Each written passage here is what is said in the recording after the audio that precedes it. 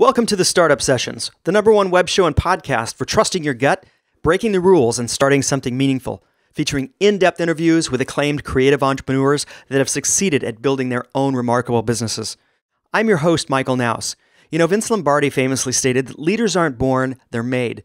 And this should be a welcome reminder to those of us that are inspired to learn and to get better. This week, I'm talking to Caleb Dean, founder and director of Owl, Fox, and Dean. Caleb is an expert in the emerging field of developing leadership practice within individuals and organizations. He believes that leadership is a cultivated practice rather than an innate ability, and that every person has the potential to be a great leader in their field. Listen in as Caleb unleashes a bounty of wisdom and clarity on what it takes to establish yourself as a creative entrepreneur. It's all coming to you right now on episode 16 of the Startup Sessions.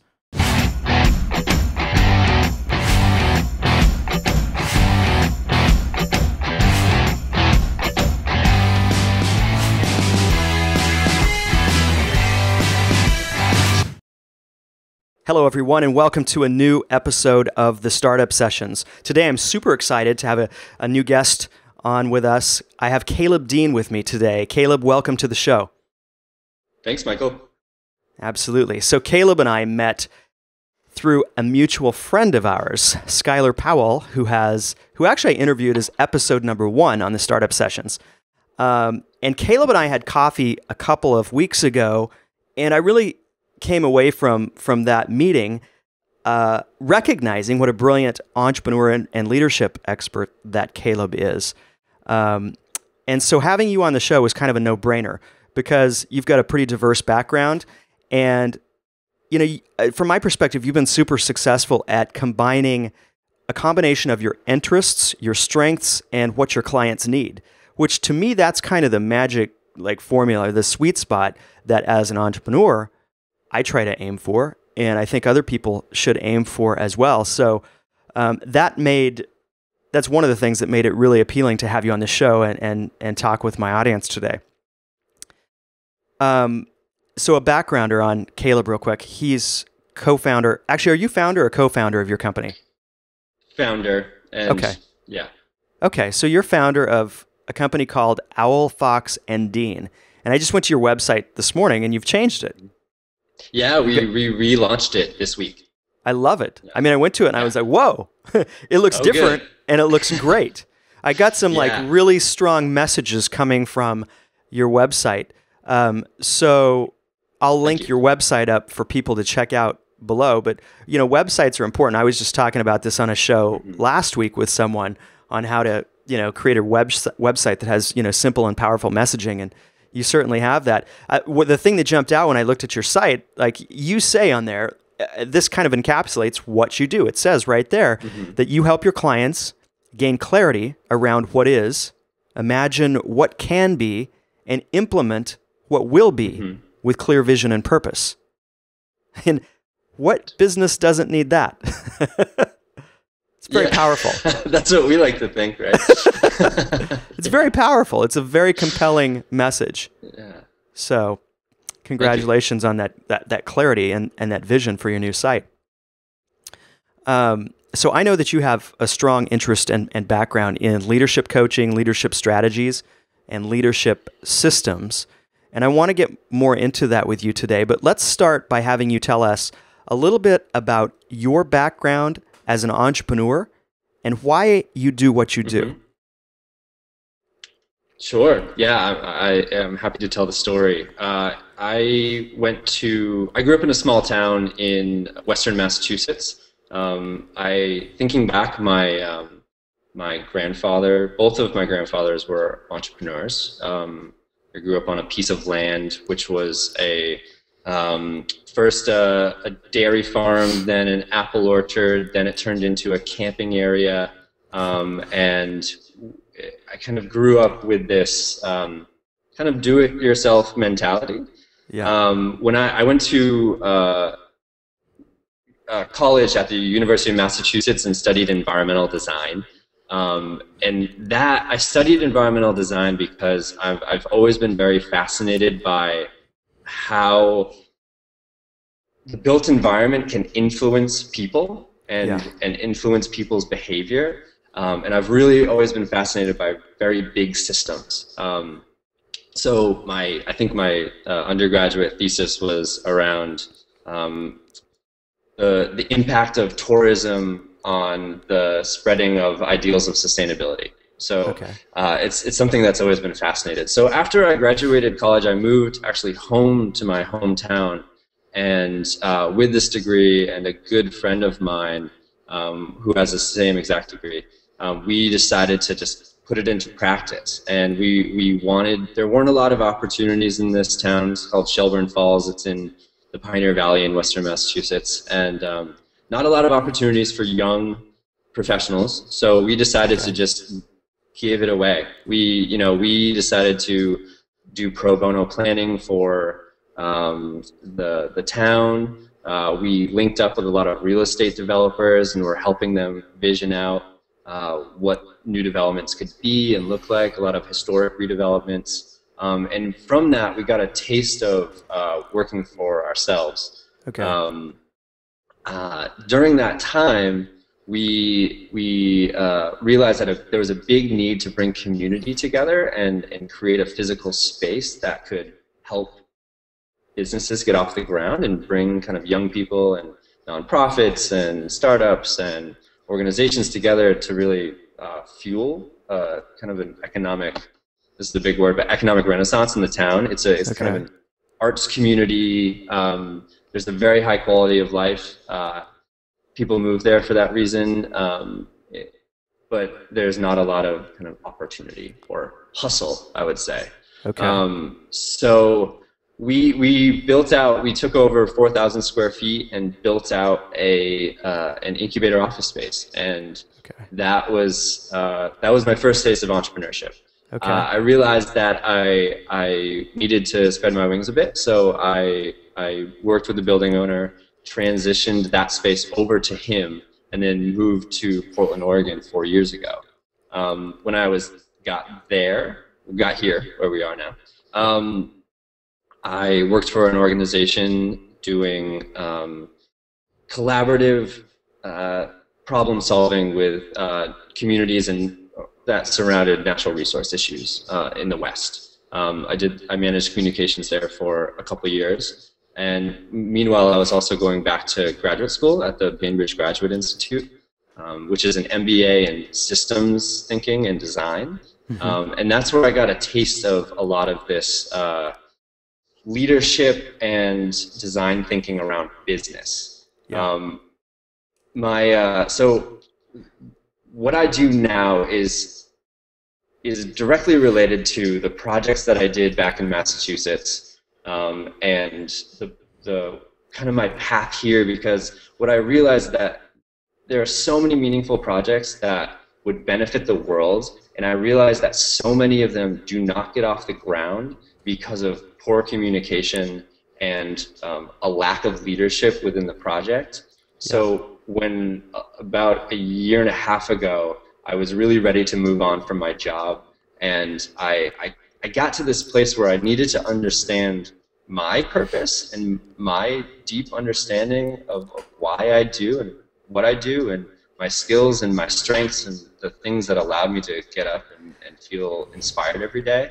And it really was along the lines of the development of people and helping them realize their full potential to do whatever it is they wanted to do. I also spoke design and I spoke business, so that confluence of sectors, and it allowed me to really focus on this storytelling, leadership development, and community that Owl Fox and Dean focuses on. So we launched this business. I launched it a year ago, so it's quite young, and I'm partners with my fiance who works with me, and right now we're building a collective of people kind of across the West Coast right now, and starting to talk about on the East Coast. We're trying to build a collective impact of people who are doing similar work, so we can kind of scale up a bit. Yeah. So it really what inspires me the most about this is is helping people realize that potential. And I just innately believe that people have the potential and opportunity to continue their development and learn. And that's what gets me up every morning and really helps me focus on what the task at hand that day. Yeah, yeah. So great. Thank you very much for that recap. I think that answers your question. It does perfectly. I mean, it's fascinating to me.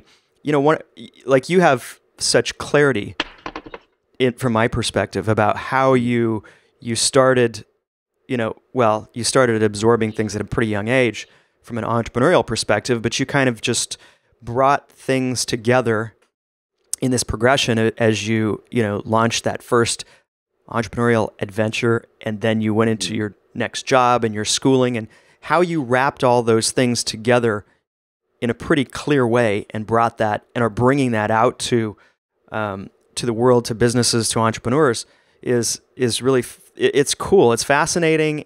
And that's such a big part of what I talk about, because a lot of times the clients that I deal with and a lot of the people that I talk to think they have to have everything set up front forever. Like it's going to, like this is what it's going to look like forever. So I got to get it right up front. And that's never how it goes. You jump in with what you know now, and then things begin to unfold. And I love how you folded all of your interests and skills in as you went along, because that's the reality of how things work. And you're such a great example of making that work so nicely. Thanks, Michael. So let me ask you this. I'm always curious about this too. What change or decision, more than any other, do you think has allowed you to take your business to the next level? I know your current company is only a year old, but is there something that stands out as something that's really allowed you to kind of like hit that next level for your business? Yeah. And I can kind of trace it back to almost an exact moment or an exact kind of epiphany or realization. There's something core to what I teach in leadership is this difference between the competitive and the creative mind, also known as scarcity and abundance thinking. Logic would say that if I needed money, I should not give away my services, right? That's what logically we would say. Sure. The biggest thing that I ever did for this business, and that just continues to pay off, was to say, I really am good at coaching. I really understand this leadership. Not in an egotistical way, but a very, I understand it. I see it with clarity. I see the vision. I understand the deep purpose. I am going to coach whoever wants it. Like anyone who'll take it for free, and I will just give it away. And that kind of coming from a creative and abundant place, every day waking up just being grateful for the opportunity to do this work. Yes. That single-handedly changed the direction of my business and of my life, really. It was huge. Okay. Yeah. All right. Okay, so then if you're giving away this work that you love, I'm a firm believer in you have to give and provide value. And then, people will find a way to work with you and pay for your most strategic value. How does the giving away, how does that tie in with making money and creating a profit? Like, how do you integrate those two? Sure. So I should clarify. Giving away for free financial return, right? So I'm not asking for money, but I am asking for value. So got it. The key piece is understanding, for me, was understanding exactly what I needed in that time. And so I had a clear vision. I understood why I got up every morning to do this. Sure. And the piece that was huge was for me to say, okay, here's what I need to get there. I know that I can take on this amount of clients for free. What I'll ask of them is referrals. I'll ask them for any introductions to anyone else. Got it. I'll ask them for quotes on my website, help, barter, something. I knew that Sure. a lot of the people that I worked with, I knew that couldn't necessarily pay me, nor did I want. I got so much value from them by being able to prototype and iterate my practice and hone this craft. Yes. And I knew that, like, you know, metaphysically and just logically that was a great value exchange for me. Okay. And some of the people that I've been working with, it got to a point where I said I could have a very honest and clear conversation about my needs and say, my needs are changing. You know, I'm getting more busy as I have more paying clients. Yeah. I'm going to have to prioritize them based on, you know, my current financial needs, right? Mm-hmm. So, and just being able to have this really honest conversation about, and not be scared of money.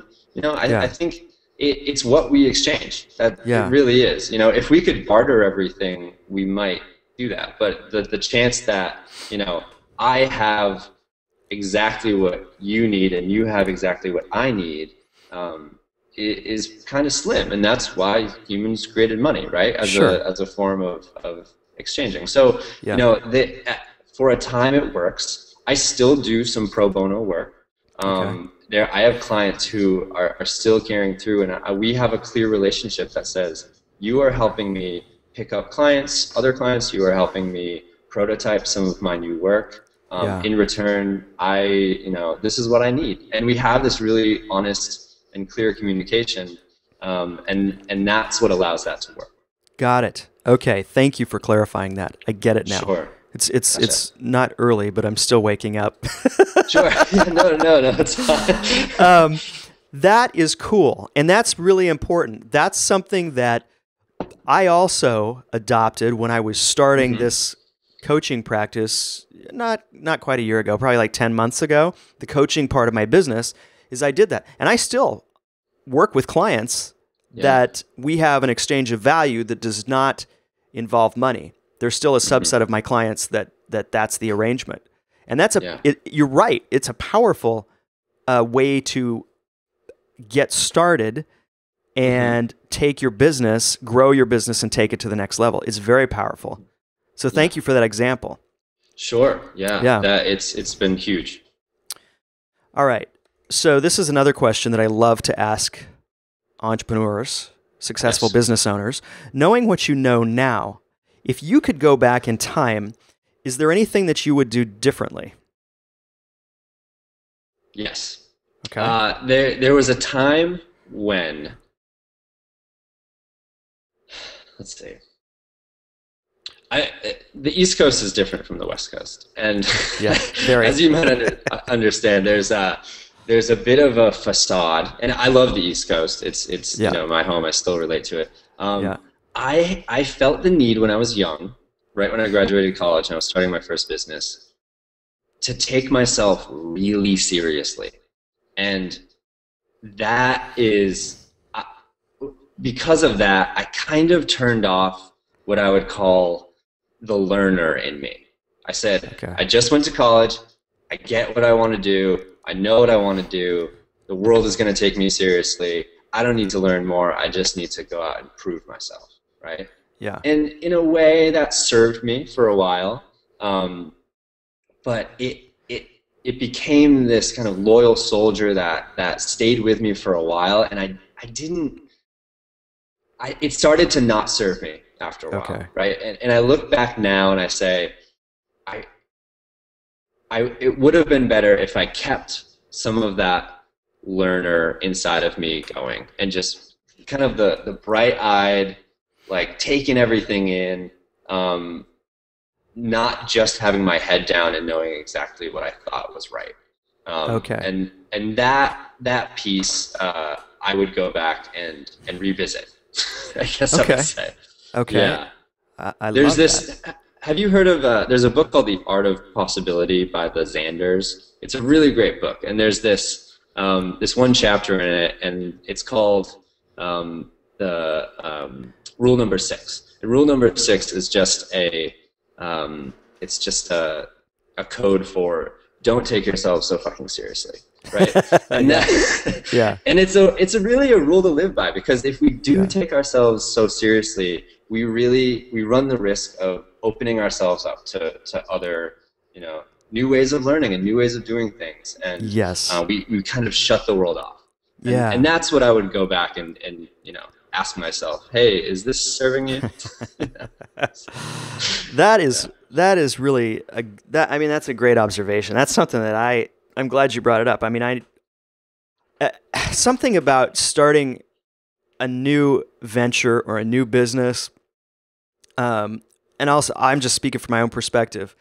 It's like, yeah, this is a new thing for me and I got to make it fly. So I'm taking it serious, but there are those times when I'm like, I'm taking this just way too serious. Like I need to loosen up and have some fun. And by doing that, I inevitably attract new, fun, and expansive experiences into my business and in my life that would not have come if I was just like so focused on being completely serious. So I'm getting what you're throwing at me there, and I think that's just such a powerful observation and one that I haven't thought of in a while. So, God, thanks for sharing it. It's a powerful thing. Yeah, sure. Yeah. And it's I would say it's a balance, right? Of course you have to believe in what you're doing and believe that you're bringing value to the world and you're bringing value to your clients and your customers. That is really, really important. Yeah. And it's more of I think of it as humility, right? In a way, it's being humble enough to be like, okay, I still have a lot to learn, and I can still get out there and give value to the people who need it. Sure. Right? Yeah, and that's powerful because a lot of times it seems that when you're not trying to impress people, and when people feel like they're connecting with someone who is also still learning and letting things develop, but you're serious about getting better, there's something about that allows others to connect with you and you to connect with others. When there's that, I think there's that sense of, I don't know if you want to call it vulnerability, or it's a connection point.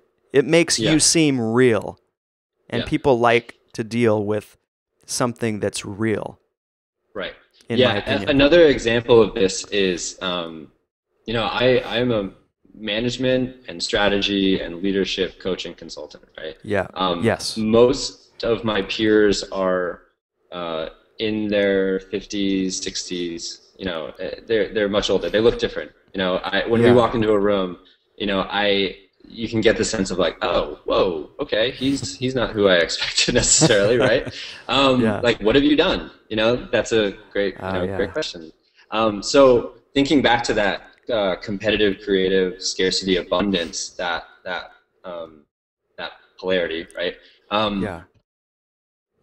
I could go into a room and say, okay, coming from a scarcity mentality, I would say, I'm not old enough to be a consultant. No one's going to take me seriously, right? And that belief is going to drive my behavior to then act in a certain way when I'm in that room. On the other side, I can say my youth and my age and experience brings me a unique perspective to organizations and allows me to connect with a large group of people at organizations. So and that allows me to just, nothing outside of me has changed, but just the way that I show up and engage with people. Yeah. So that's a really important shift. And that has become part of my brand, right? So a lot of the people that I work with, I'm working with a large, small to medium size digital creative agency here in town. They have about 80-something employees. They're growing rapidly. They've grown rapidly over the past couple of years. They're an incredible organization. I'm really proud and happy to be working with them. And I'm working with about 30 to 50. We're still figuring out how deep this will go with their employees. And we're talking about kind of the concept of emerging leadership and what does that mean. And me kind of practicing these things on myself over the past couple of years and really gaining a deep understanding there. And the fact that I'm still defining what that is and defining who I am and still trying some of these things out and creating my point of view on things allows me to connect with them in a much different way than if I, were someone who hadn't been in their position in a long time.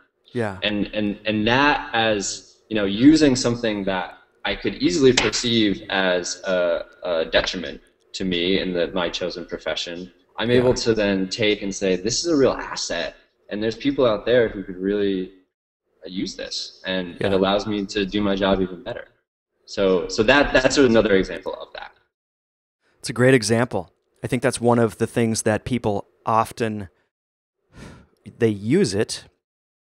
I don't know if it's conscious or unconscious, but it's something that I find, certainly for myself and others that I've worked with, it's one of the things that comes up about why I'm not worthy to be in that boardroom with those people or pitching my product or service to those people.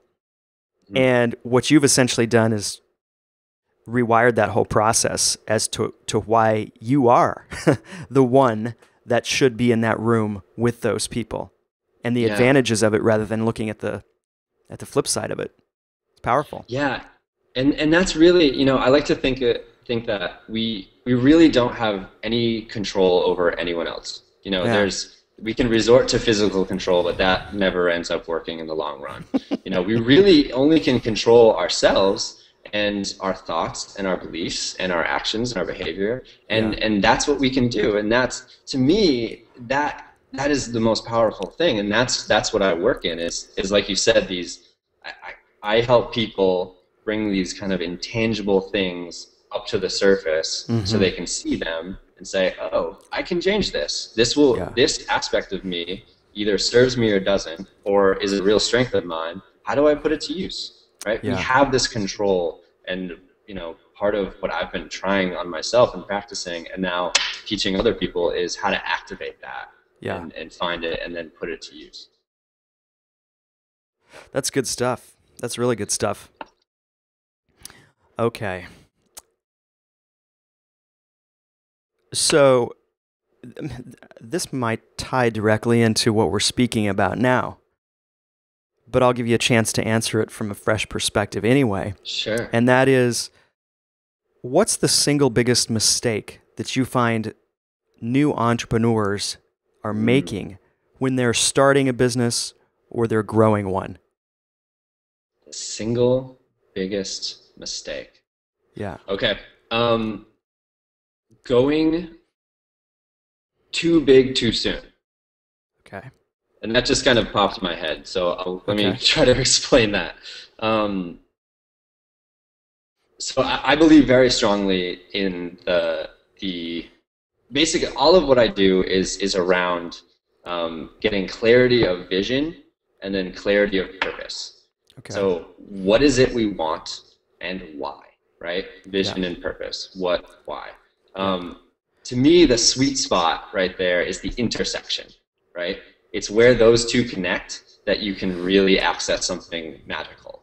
And that's really what matters. Oftentimes we get really caught up in this big kind of vision and this business model that's going to take, $1 million of funding and, huge amounts of time and stakeholder negotiations and all these things. Like maybe it's a big physical space and we have to find a developer and it has to be the right building and all of this. Yeah. If you can access that vision and purpose, that clarity of like why are you doing what you're doing and what is it exactly that you want, you can find that minimum viable product, right? Yeah. You can find like what is it that you can do today that satisfies that and will help you get to that big vision, right? Yeah. And that going so far, like I can't do anything until I have a building. I just can't. It's kind of like I bet you could find something that would satisfy, would help get you to your vision and satisfy that innate purpose you have that would make you feel good and then access those customers, right? Yeah. There is a need that you are trying to serve for some group of people, right? Yeah. And I bet it's not just having, I'm just using this example, but like a building, right? Yeah. So that I would say is the biggest mistake and opportunity for all entrepreneurs and founders of companies to say like, okay, where can I start? Just get something out there and see what happens. Yeah. I love that. I love that because it stopped me, honestly, for several years. And I see it hold people back now as well. Mm-hmm. And it's a big subject right now. There's whole methodologies that have been created in recent years, such as Lean Startup, and they're great. I'm so happy that there's a big discussion now ongoing about just getting in the game, as you said, getting that minimum viable product out there. Yeah. Because you learn so much by just getting in the game, and you find out if people like what you're offering early before you've invested a year's worth of time and energy, and then you release it, and oh darn it, nobody wants it or likes it. Yeah, that sucks. Exactly.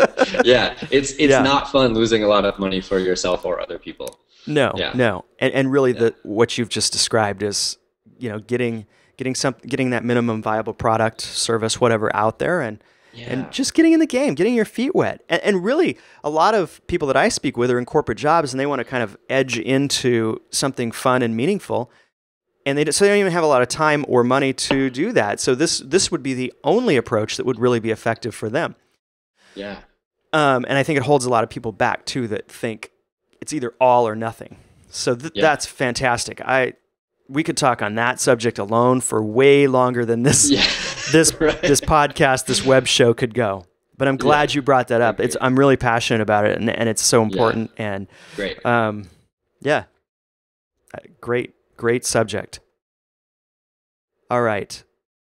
So you are, in my eyes, from my perspective, a leadership expert. And you've got some really innovative approaches to leadership, and you've created some of your own products and your own systems. And I love that.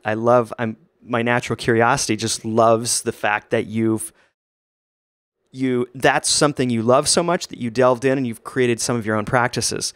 Mm-hmm. And I don't know if those will come out in this question or not, but what are the top 3 leadership practices that you would suggest for not even new entrepreneurs, but entrepreneurs in general? Yeah. Good question. Let's see. So I'll back up a little bit, and then I will answer your question, I promise. Sure.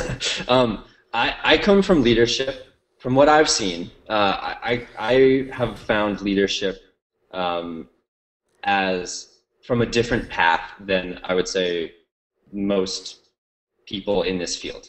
And I may be proved wrong. I would love to meet anyone else who has come this way or another way. Traditionally, what I've seen is that leadership has been addressed from the practice of psychology or psychiatry, from the mental health. A lot of people have studied that and practiced that and then got into leadership. I come at it from a design and more anthropologic view. So, and systems thinking and business. So the things that I bring into that are really this core, core to what we do is this combination of systems thinking and design. Mm-hmm. And what that is, systems thinking at its purest level is making the system visible so you can truly understand it from an objectional place. So not judging it, right? So without judgment, what's going on, right? Yeah. Here it is, making it visible, getting it out on paper, right? Yeah. So what we were talking about with business model and a minimum viable product, there's a tool that I was really inspired by called the business model canvas, which was designed by a group of practitioners to basically say, they said, everyone has a different concept of what a business plan is. Everyone is frightened by them because they're like, you think they have to be 20 to 30 pages long, and no one really knows what's supposed to go in them, and the numbers scare people, and blah, blah, blah, blah. So they took the concept of a business model and just put it on one piece of paper, right? And said, here it is, fill it in, iterate it, this can change, get it out there. And that to me was like, oh, perfect, right? That's what we need. And then I said, that's what we need for leadership, because a lot of the leadership things that I've seen are very important and really great, but very narrative based and kind of ethereal in a way. There are practices, there are metrics, a lot of it is great. And what I would say is make it visible and without judgment, look internally and ask yourself what's going on. So I actually define what I teach is the practice of leadership, not what leadership is. It's up to every individual to define what leadership means to them. Yeah. The practice of leadership is understanding yourself, understanding your relationship with others, and then understanding the context that you all work within, right? And those three things are, that's how I define the practice of leadership, and they're critical. So to answer your question, if there were three things that kind of from that if that were to serve as the basis of leadership, kind of just that practice, I would say get really, really, really curious about yourself. Like what's going on internally? When you feel something, why? When you react to something or something triggers you, what exactly was that? Yeah. And really think about what that is. So that'd be one, right? Okay. Two is, I would say, communication. Using your voice. That's a huge piece of leadership, and it's where a lot of people are held back because they're timid to use their authentic voice with other people, right? Yeah. So understanding what your authentic voice is, and then finding the appropriate ways to share that with other people. Okay. Right. Okay. And that will really help. And then I would say understanding your relation to what's happening outside of you, and really practicing that, the same kind of without judgment curiosity you're using on yourself, use it with others and the context that you're working in, whether it's say you're in a corporate job, right? And you are really, really angry every single day, right? And we often want to say, like, it's their fault, it's that person's fault, it's this system, it's just and it makes you really mad. What if you were to look at it and say, okay, that's just how it is. These things were created for some reason to serve some purpose sometime. It's not working for me, right? And that allows you to kind of unhook yourself from that context and be like, I can then create whatever I want, right? Yeah. So I would say it's those three things, like really understanding and being curious about yourself, working on your voice and sharing that with others, and then unhooking yourself from those kind of the negative triggers that come from whatever context you're working within. Okay. So and good. I apologize if that's really academic sounding. Or not. I mean, I would love to, I don't know. No, I don't think it is. I think what you said to preface it, the fact that a lot of leadership thinking, training, strategies, so forth, are, they're not practices. I think these are practices. And to me, those are tangible things that I myself can grab onto and do a better job of. And of course, if people want to get deeper into it, they know where to find you, right? Yeah, right. But I love that. To me, that's like just, I mean, those are gold nuggets. So thanks so much for sharing that stuff. And I think too, what you're doing is you're kind of, you're cutting edge. You're setting a new precedent for what it means to be a leader and what are leadership practices.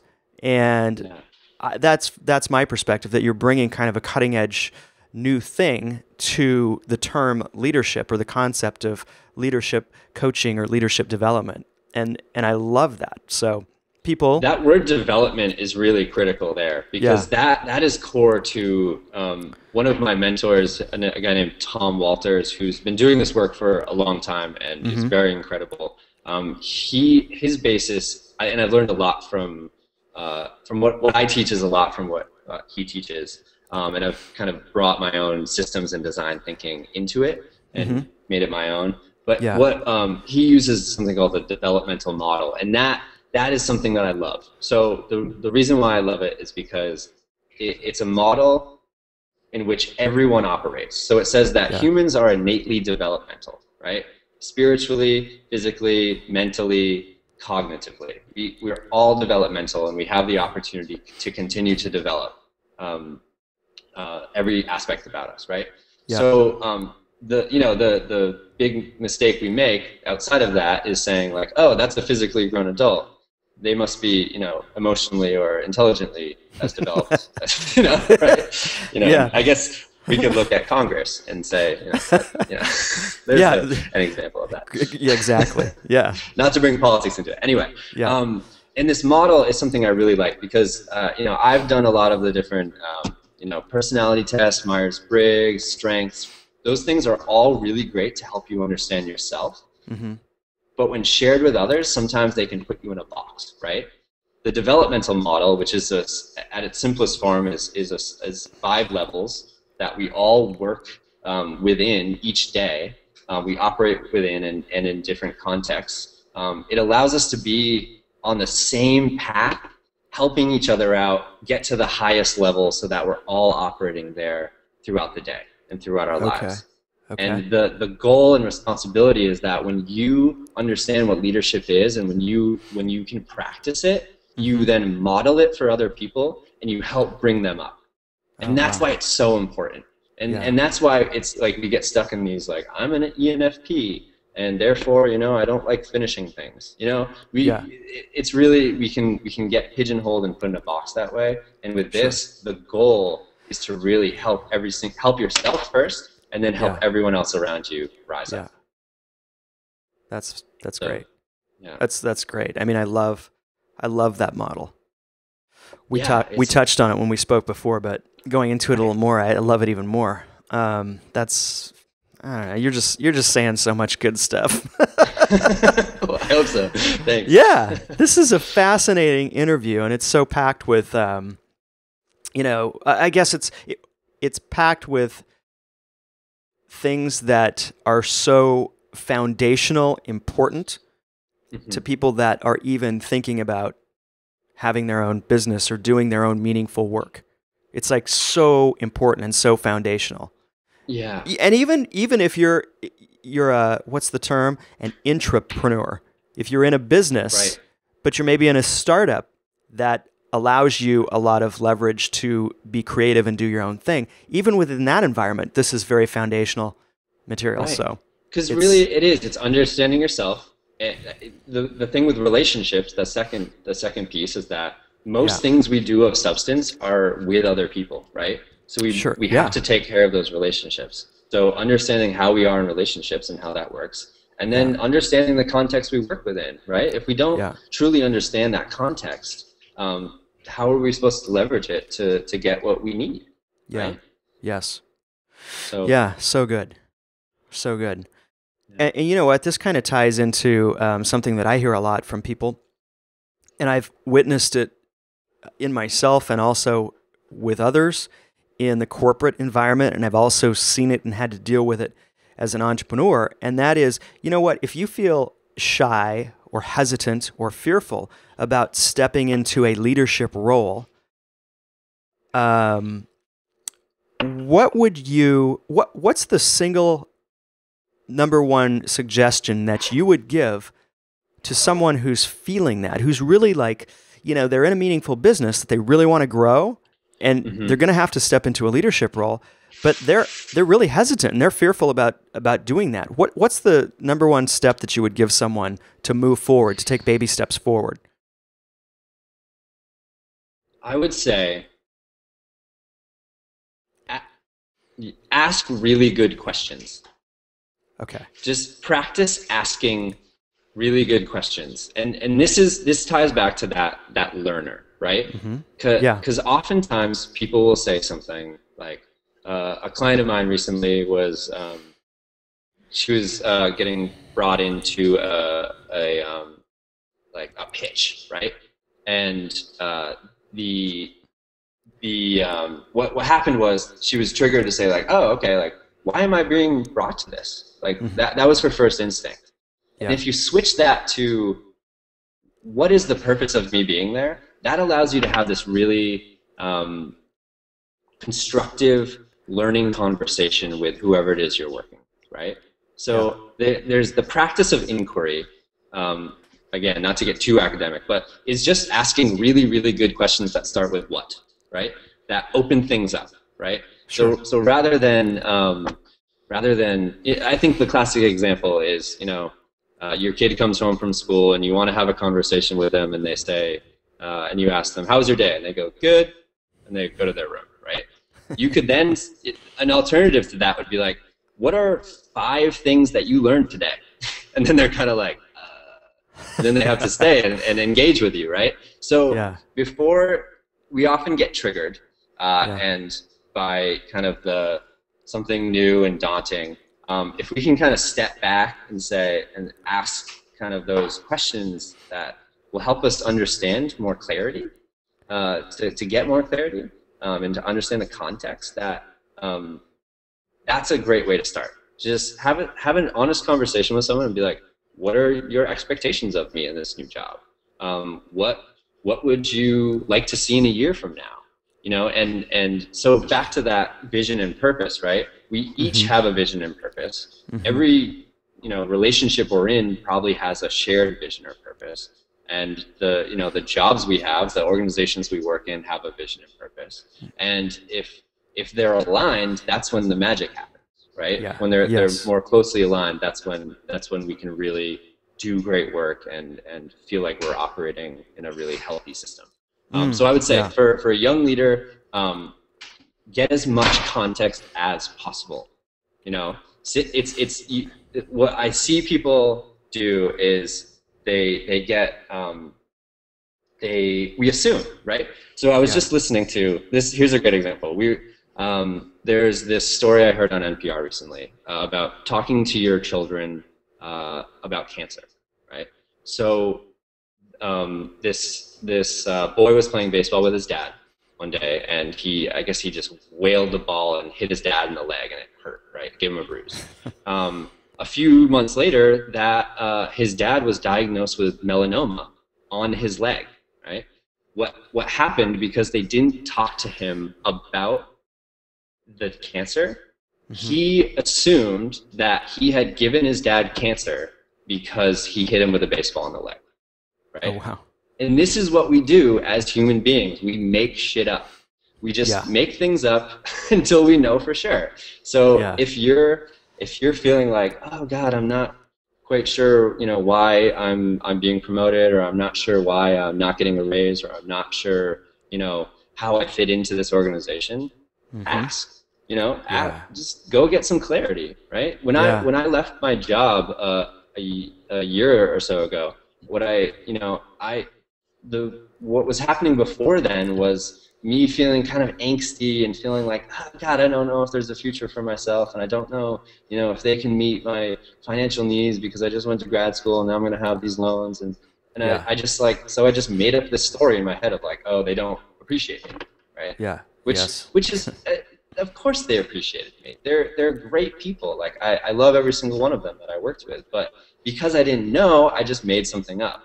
So what I had to do was just kind of like trick myself and stumble into my boss's office and say, hey, I have these really clear needs, and I'm a little unclear about these. I'm unclear what's going on here, and if there's a future for me in this position, and what it would take for me to make this much money, because this is what I'm gonna have to make, because my then girlfriend, my now fiance, and I are probably gonna want to start a family, and we're gonna want to buy a house and blah, blah, blah, So all these things were running through my head, and what I had to do was just say, okay, what does it look like for this organization in the next couple of years, budget-wise, for this position? Where do you see this going? And when I got clarity around what they were thinking, and they got clarity around what I was thinking, we were both able to make the best decision possible. Right? And that's that. It sounds so simple, but it can be so hard for us to work up the will and the resolve to go have those really difficult conversations. Right? Yes. Yes. But when you do, it's just like this weight is lifted off your shoulder, and you don't have to make things up anymore. You just get to know, and then you get to decide and figure out what the best decision is from that. So I like to tell people that context and clarity feed and nourish a healthy system, right? So the more we understand, the more context we have, the more clarity we have around things, we're going to be able to operate at a higher level. We're going to be able to make better decisions and do the things that we need to do to meet our needs, right? Because we all have needs. There's needs that you have needs. Your organization has needs. So if there's tension there, I would say, what do you need? Who can you get that information from? What is the best way to have a conversation and structure a conversation so that you can get the clarity you need? Yeah, I love it. And that's that. Yeah. Wow. And it can be really, really, really hard too. So you know, and that's why I think we tend to think that we should just know how to communicate, and we should just know how to listen, and we don't have to practice those things. And we can practice them. We can write out a conversation and practice it with a friend. And say, like, is this landing right? Is there a better way to say this so that I can have it, be understood and feel like I'm being heard, and they can hear me. And that is just it's critical, right? Because we take these simple things for granted, but they're so important because it's how the world works. Yeah, the best working environment that I was ever in as an employee was one in which I felt I took the most proactive role in designing up front what I needed, what my requirements were, and literally almost like the interview process was almost this match of seeing if the puzzle piece fit. And when I found something that fit really, really well, based on my needs, it created the best working environment that I've ever been in. It was the most opportunity, the most money, the most flexibility, and it was a really great match for a good solid period of time. Yeah. So you're a great model. Yeah. Well, that's excellent. In that case, in that scenario, it sounds so simple when you say, practice asking really good questions, but it's an art and it takes practice. And the more you practice, like anything, the better you get. So, all right. Well, cool. So to wrap up, I've got really one final question. Then I want to give you an opportunity to tell us about anything exciting you have going on with your business. But I love for people to leave with something unique about my guests. So what is your current favorite activity, hobby, or what's the most adventurous thing that you've done in the last 6 months? Ooh. Let's see. That's a great question. And this is probably a great lesson in self-care, because I don't feel like I've been on much adventure lately because I've been so focused on my business. What I really love to do is get out and go on a little trip by myself, and just like, so a couple weekends ago, my fiance was up at a retreat with a company she's working quarter time with. She's helping them out, and on Whidbey Island, and I just decided to take that opportunity, just have a weekend on my own. Went up to the Olympic Peninsula and just got some time, and I think that reflection is so important, just to get that clarity. And I think solo adventuring. I don't know exactly what it looks like. It can look like anything. I really like the ocean, and I like going to see the ocean. It feels like it's kind of a healing place. Just kind of going off on your own and just seeing. I appreciate stability, and I'm also a very impulsive person. So I like to just kind of let that go sometimes, and just see, with no plan, just see what happens. Feed that part of, it's important. Exactly. Cool. Yeah. In regards to business, we're going to be launching or opening up this leadership canvas that I designed for people to download, so that's going to be on our website soon. Okay. And it has some key questions to ask yourself. I think, if it's something that I could take and put in powder form and then drop it in our water supply, this stuff is so important, and so it just has the opportunity to leverage such great change. I would. Yeah. So that's something that we want to provide for people, just to if they can't afford working with us, or it just they want to try this stuff out on themselves, take it, have some answer some questions, and see what comes up. Okay. And then we're also bringing, we're building out and formally building this collective. So a dream of mine has always been to provide a platform for my really great, brilliant friends to do some of this work. And I have such talented people in my life that my vision for Owl Fox and Dean is to really build out a collective model where there can be someone in San Francisco and someone in Seattle, someone in Boston, someone in New York who share tools and practices and work under the same brand. So I would say look out for that. We're going to be announcing that soon. Okay. And the last thing I want to say is happy birthday. It was your birthday yesterday, right? Yes, thank you. Yeah, it's actually my mother's birthday today. So yeah. Aquarians are great people.